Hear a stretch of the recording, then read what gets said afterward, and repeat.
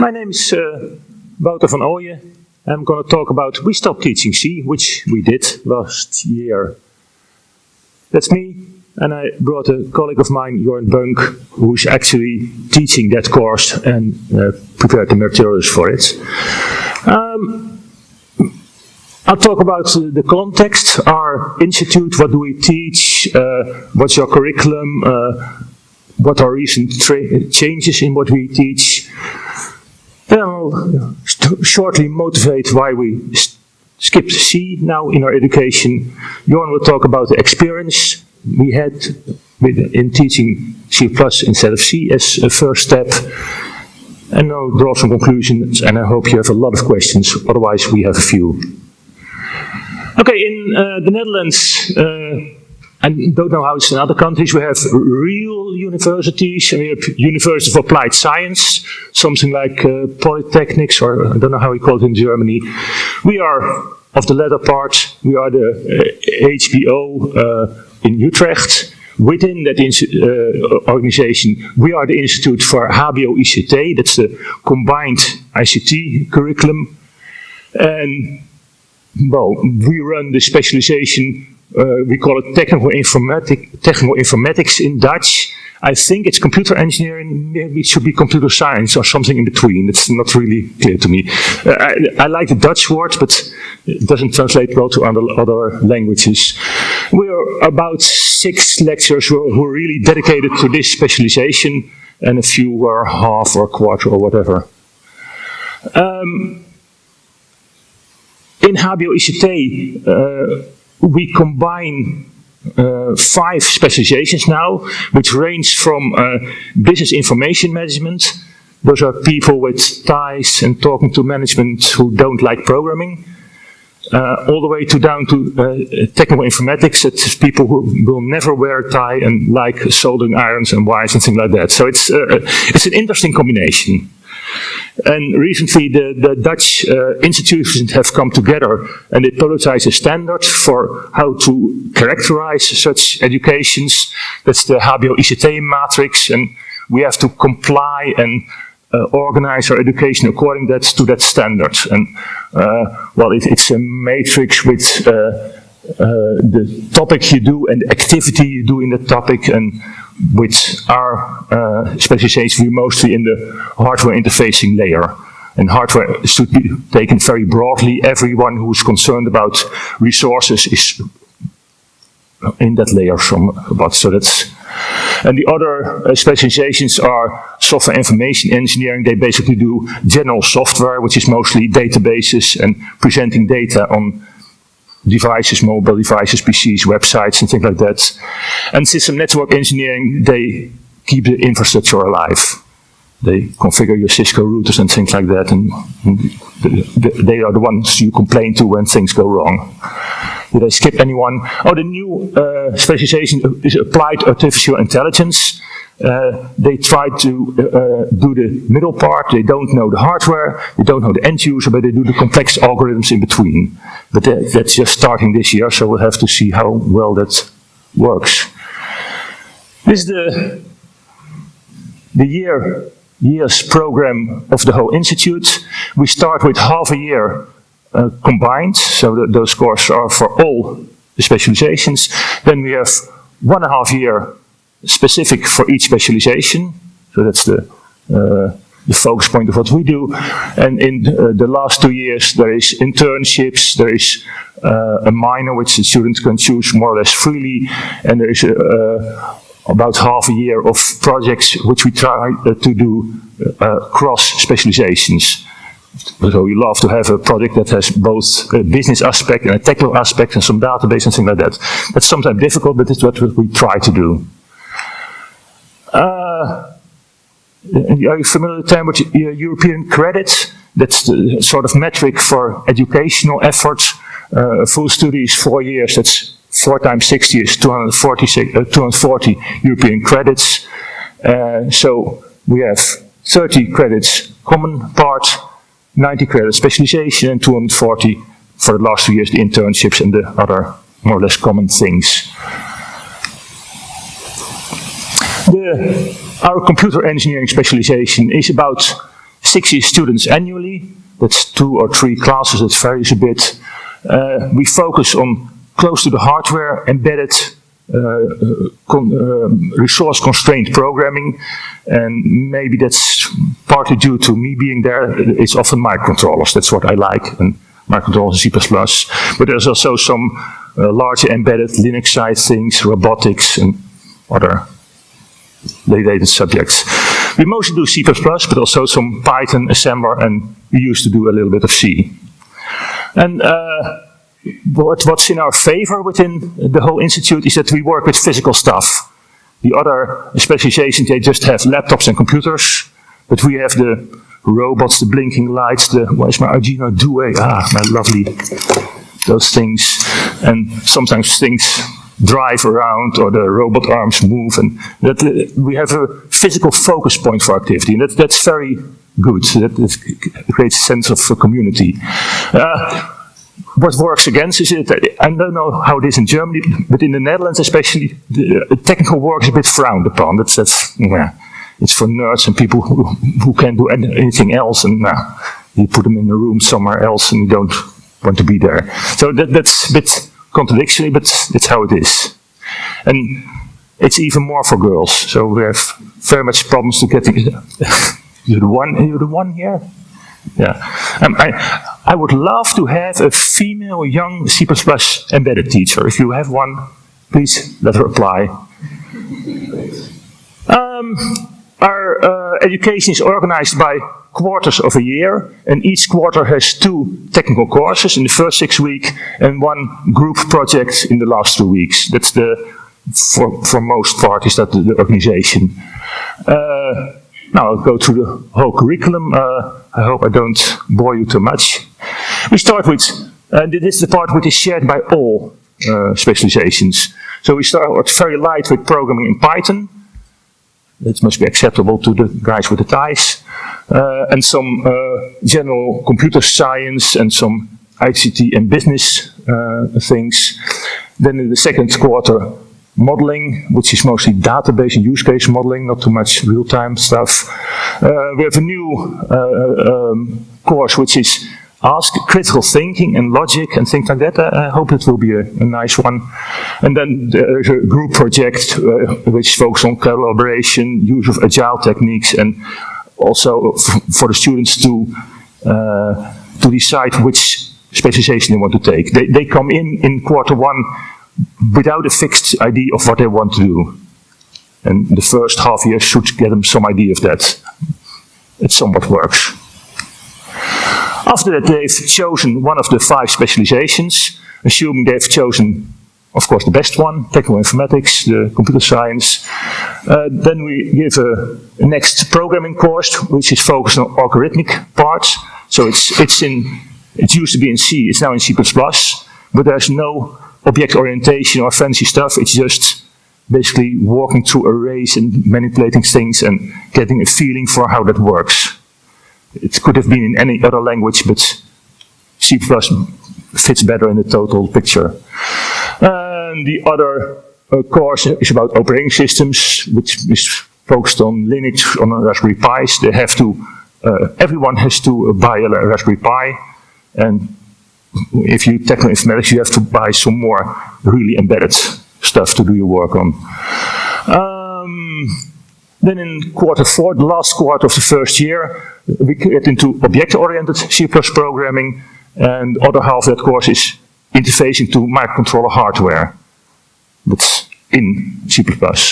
And there's a new course about digital analog electronics, and the final project. Most of the other projects are by groups of 4 students, but the final project is individual, and it's a sort of propeduise graduation. You have to prove that you are worthy of the rest of the curriculum, and for us you have to get an Arduino Due, some peripheral chip, and show that you can interface to the peripheral chip from reading the datasheet, and you can abstract that to a library, document it, and then do some demo on it. And I don't care whether your effort is 10% of the library, 9% of the demo, or vice versa, but those elements must be present. And what they make varies from a plant monitoring and watering system to robots that drive around or laser tag or whatever. It doesn't matter as long as those parts are in it. I think that's the nicest course we have, except for one in the second year. Then we're into the second year. It starts with a course in low-level programming. That's C++, but also maybe 40% of the course is assembly, Cortex M0 or M3 assembly, and some C and the interfacing between those two. So mixed language programming and the use of make files to automate things and how things work at a lower level. And the subject of that whole quarter is multi-threading, so we also explain how multi-threading works at the assembly level. And we have a small multi-threading, multitasking library which is explained in some depth, so the students really know how such a thing works. And the other course is real-time modeling, UML, and some local extension we have for modeling tasks and synchronization elements between tasks. And in the project, they must apply that on a laser tag system. So one apparatus sends infrared signals, the other must receive it, and simultaneously vice versa, and they score points and things like that. And if they're lazy, it's just the board with a few things hanging from it. If they're more ambitious, it will be a 3D printed gun, or they buy some water gun and put it in it. And then this year one group added some ESP8266 to do Wi-Fi and other things. So you can do a lot of extras in the group project, but not everyone does that. There's a certain minimum you have to do, the other rest is extra. Okay, that's quarter 5, first one of the second year. Then quarter 6 is less embedded, that's more high-level programming.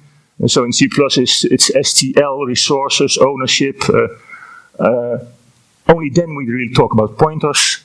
It's done in Microsoft, so you use a game library, and the focus of that quarter is making a game on a PC-like platform. If they want to do it in Linux, it's fine, but basically we do it on Windows.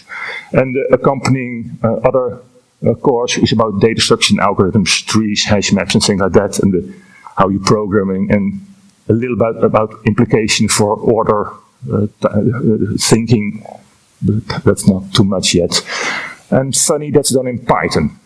Well, Python again, but when you do those things, the language doesn't really matter that much. And Python is a little bit easier, and we like to have a little bit of Python on the side. Okay, that was first half of second year. Second half, second year, it's dominated by a large project where we throw all students together. It can be 50 or 60, and they play development department. They must come up with interesting projects, write a proposal for it, get it accorded by the management, that's we. They must recruit other students, or we assign them, and they play the role of project manager or people manager or test integrator or whatever. And that goes on for, spread out over half a year, and those groups should differ. You should be in different groups. You will be dependent on things other groups have delivered but not yet delivered. So it's really the not only technical, but also the interaction of a more complex working environment. And there are a few courses on the side, one about research, and one about vision, and one about sensors, control, and control algorithms. So that's very applicable to robotics. Well, when we have finished that, we almost have finished the real technical informatics part that we have control of. We are back to the general curriculum. But there are 2 more courses. One is advanced programming, some functional programming, introspection in Python, and Python C++ integration. That's an interesting one. There the students must take, it's a hardware setup that mixes liquids, called a laminator. It's a production device. But of course, when you start, you don't have the device. So we must develop a simulator of the hardware properties, and a simulator of the user interface in Python, and then gradually in steps proceed to the real device with C++ embedded, and there are in-between steps where Python and C++ are mixed. You have the simulator with the interface from the real hardware, and the simulated user interface controlling the real hardware and things like that. So, another part of it is that the students have to plan where to do the tests, because it differs much when you have full control of the Python or whether you're at the embedded part. And there is an applied AI course, which is more about algorithmic things, not so much embedded, not really my stuff. And there's the big interdisciplinary project where our students have to work together with the other disciplines, with the network or the software interface, the user interface, or the business guys or other ones. So this is the summary of the C++ and other programming courses we have and the aspects we do in it. So, well, year one, quarter one is really introduction. As far as you're concerned, it's a bit lost. It's too little, but okay, it's shared with the other ones.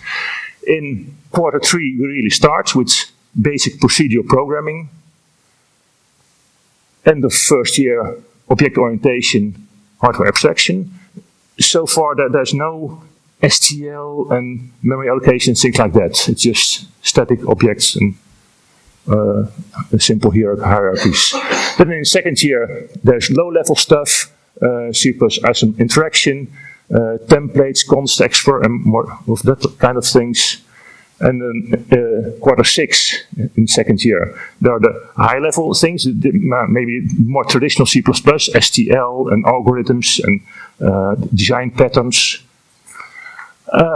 In parallel with data structures, and then in a later year, still higher level ideas about introspection, changing your program on the fly, and Spine C++ integration. That's how we build the knowledge and how the curriculum is structured. Some recent changes we see in what's happening.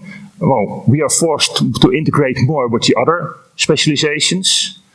A few years ago, the first starting language was Java. I'm quite happy that has changed to Python. Java has a lot of more magic things you just have to do.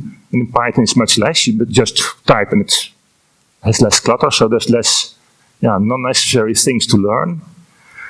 When I started teaching 15 years ago, it was the thing, there was one C++ course, and that was classical object orientation on a PC. Now we have 4 courses, double the size. That's are maybe half of it dedicated to pure CC, the other half is software engineering aspects. So the C++ aspect has increased 4-fold over the time. And during the same time span, what I'm really interested in is in small microcontrollers that has progressed from tiny, where is my cursor? It doesn't work, whatever.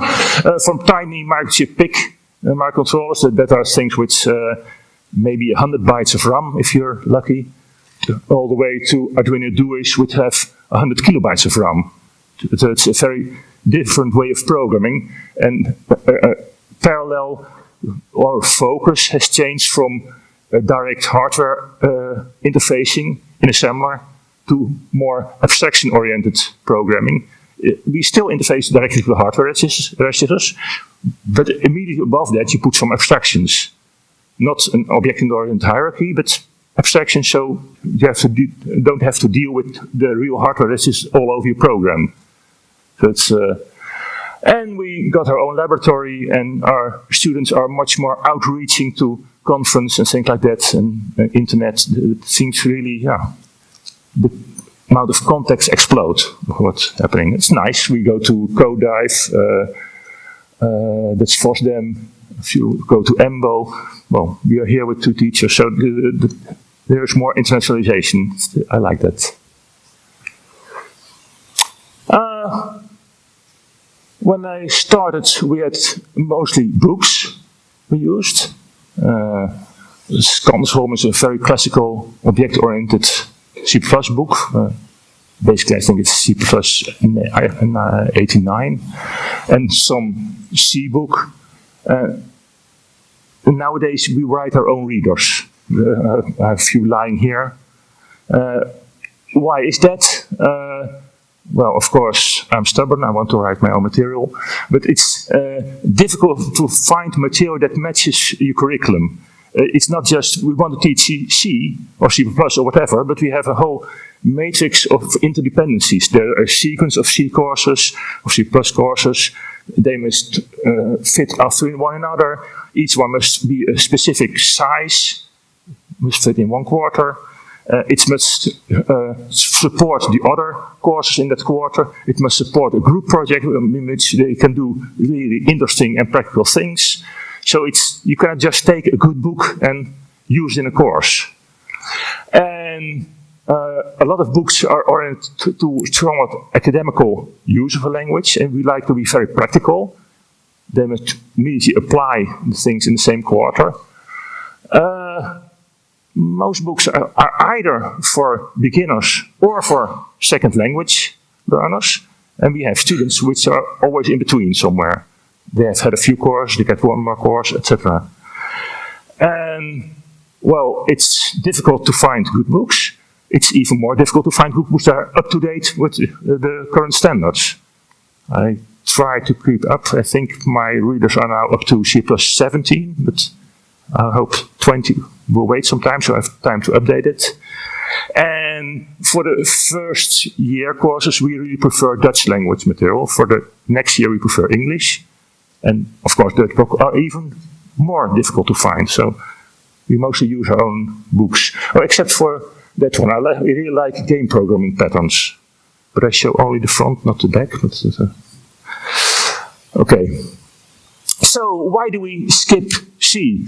Well, you saw over the years the focus changes from direct hardware register interfacing to abstraction, and C++ supports that better, where you use only strong typing or object hierarchies or whatever. It is easier to teach those concepts.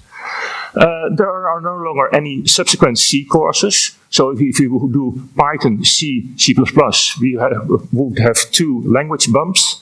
And now we do Python, C++ all the way, so we only have 1.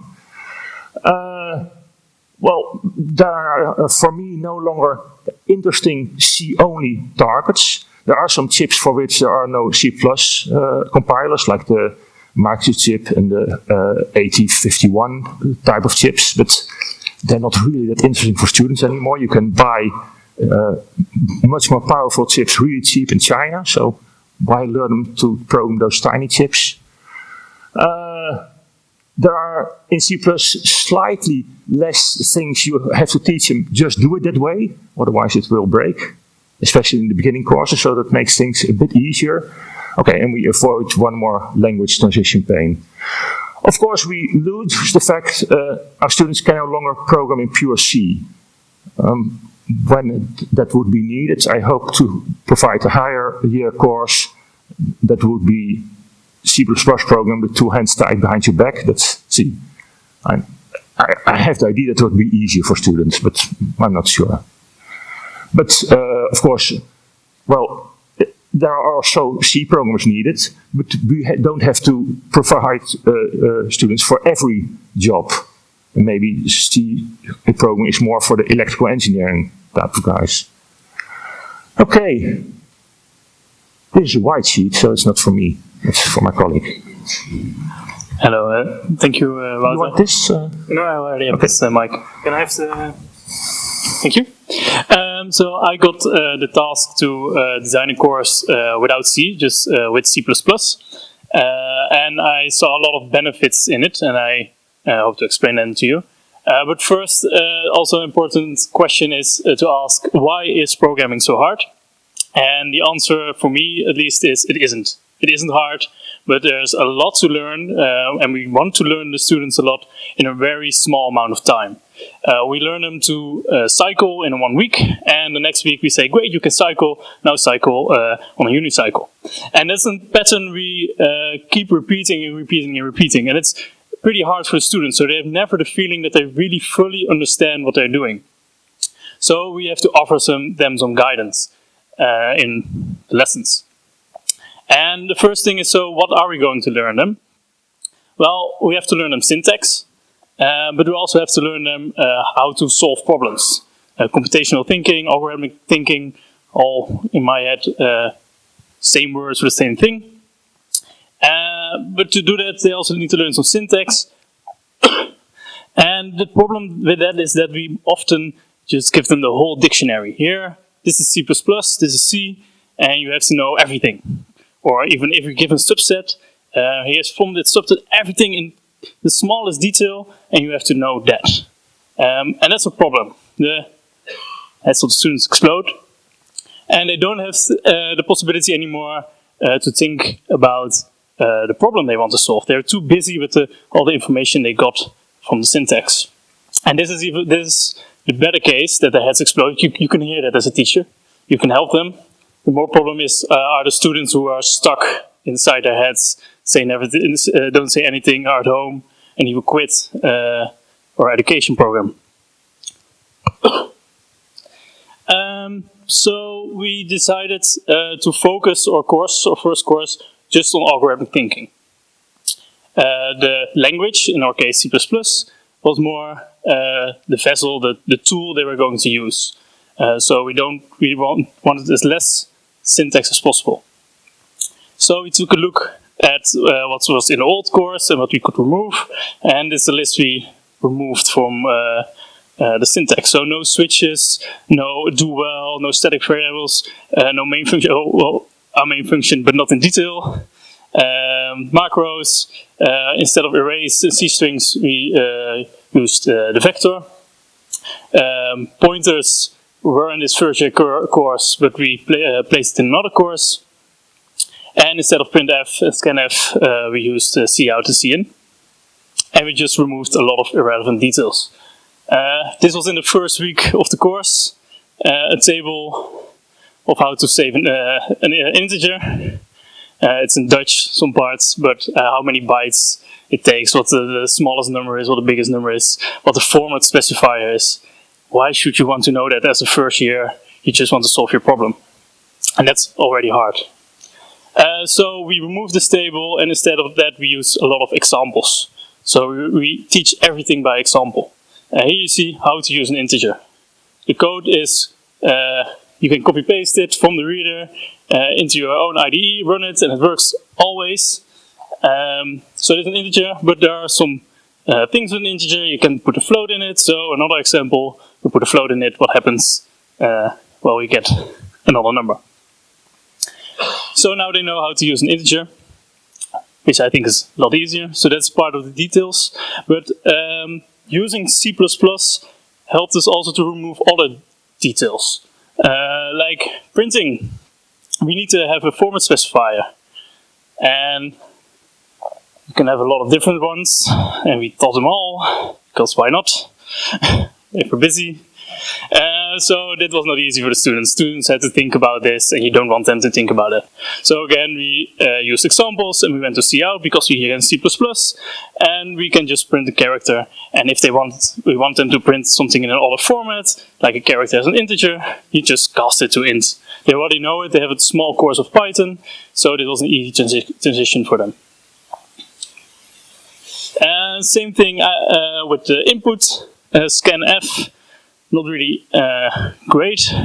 We need a format specifier, but also already need references. We teach them references in week 4, I guess, of the course. But in the first week, looking at this is scary. Why is that sign now for the variables? Why already needs it? It's weird. So we went for cin. Works the other way around as cout, so that's easy. And sometimes you want to get the raw line. Well, we have the function getLine. Perfect naming, easy to use. But the main things we fixed, I believe, is going to vector and stop using the C array. The problem with finding a solution for a problem, if you want to help students with them, you say, what is your starting situation and where do you want to go and how can you get those situations closest together? And if you're using C arrays, you can't return array, or you have to also return the size. So if we want to find all the numbers that are bigger than x, like this function does, we also have our return value we have in our parameters. So the context, or starting context, what the parameters are intervened with also our result. In the end, we return the size of that array. If we use vectors, we can have a way more clearer separation of what we need and what we want to end with. So we have our parameters. Just say, okay, we have a vector we're going to look at. We have a value we have to look for. And what do we want to end with? Is a type, vector int. And then in the body we're going to fix it. And whereas a result, result of our problem, we can see at the end, clearly marked with the word return. So it made it a lot easier for students. If they only write down the function definition, they already know a definition of their problem. At the start of a week, we already give this, so they have to only fill the body, and later on, they have to make their own function definitions. But this is not the only things we changed. Like I already said, learning by example, we found very important. There's no long explanations anymore. Our reader only contains correct code, so no examples from look at this, it creates an error. And then they put it in the IDE and yeah, it creates an error and they don't know what they're doing. So no incorrect code. We added a lot of exercises, and not only writing exercises, but we also added reading exercises. And each exercise had one clear goal. So it was either syntax you had to learn, or you had to think. You had to do computational thinking, and even within those subjects, also one learning goal. Learn how to use a for loop, learn how to use a while loop, etc. But we still have some remaining challenges. I believe that we can make better and more exercises. You have things like parsing problems, fill in the gaps, and so on. I think those things help with students. And I don't like vector and recursion. We want to teach them recursion. Don't get me wrong, with C arrays this is even worse. But I want this recursion function to calculate the sum. And we want to make the vector smaller and smaller. And now I have artificially created two sizes. So the vector itself has a function size. So the vector has a size. And I give as parameter I have a size that gets smaller and smaller, and I don't really like it. There are other solutions, but I think this is even the best one I can come up with. If someone has a suggestion to fix this, I appreciate it. And our results, the students are way more better in procedural programming, thinking about the problem and how to fix it, and they can become better in debugging their own code. They used to get stuck in, is it a problem with my syntax, is it a problem with my logic, and then they just started changing things at random, and then the code got even worse, and then they just gave up.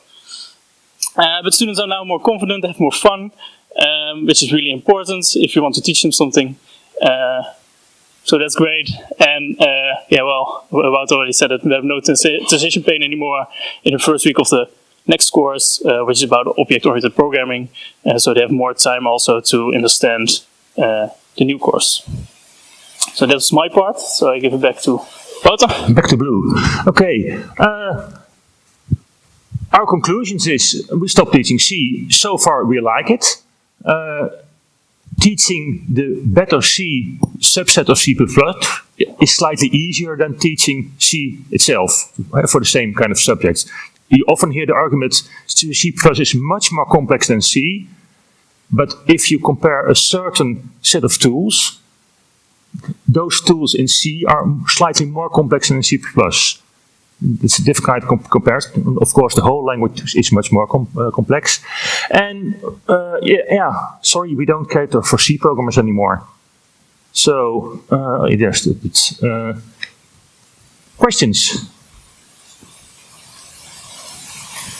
Deep silence. Deep. Of course, Odin has a question. No, there's no template meta programming in the first year. No, there isn't. Yes, Odin has a question. I think this is kind of the problem of our industry, that nobody's teaching bare metal developers very well. Like wearing my consultant hat, I don't think I've been into a company this year that didn't want to double their dev team if they could actually find the people. Is there a dialogue between schools about how to do this right? Or do you think other schools are aware of the problem? I'm not sure. I don't have too much contact with other Dutch education institutions, sadly. No time for it yet. And even within the Netherlands, the term technical informatics can mean anything from electrotechnical all the way to GUI programming. And we're somewhere in between, so we don't even agree about the term. So I don't even know which institution to go to get comparable curricula. So there's a challenge in that.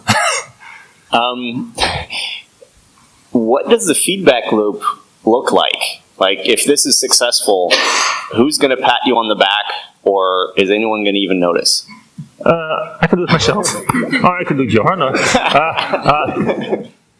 Back in the bus from CoDive with all the students, we established a response group from the students, which will hopefully keep us informed. Of course, there is polls among the students.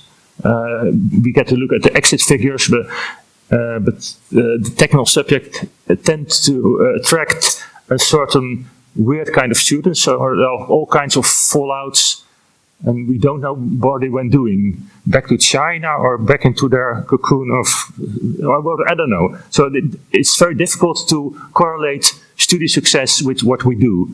And student success vary by the year in extreme numbers, so it's very difficult to get good feedback. So a lot of feedback is just anecdotal from the students we talk to and our own gut feelings. This is part of the feedback. Oh, of course. Well, if you don't have any more questions, we have questions to you. Are we doing this right? Is this the right direction? Should we do more C, more assembler, more Python, more C++? I hope you're industry, so maybe you know what you need. Well, since I have the mic, I'm just going to speak for everybody and say you're doing this right. We are going to continue the questions, but we are going to also start building up for Rainer, who is next to us, talking about guidelines. Throw a mic.